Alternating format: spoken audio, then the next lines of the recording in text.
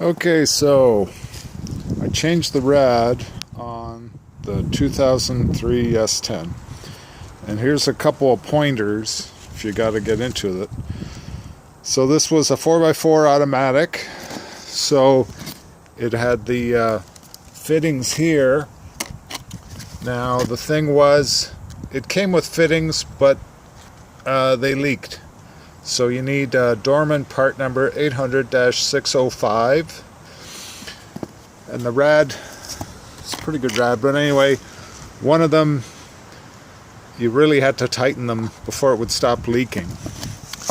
And on the other side, if you've got the oil cooler, you'll need Dorman part number 800-607, which is the 1/2 inch. It's bigger.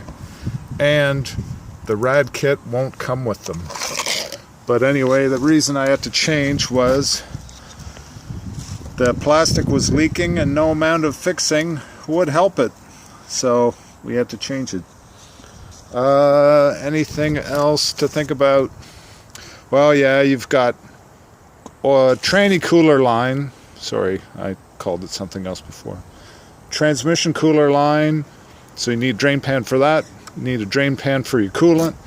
Drain pan for your oil. So all kinds of drain pans. You need to recycle these little donuts when you pull it out.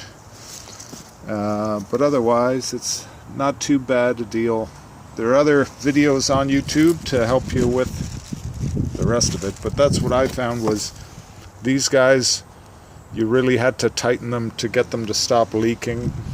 And obviously put them on before they go in the truck, because it's hard to get at once you're in there. To get the old ones out, you just use a tool like this to pick the little wire clip out, and then you're in business. Okay, good luck.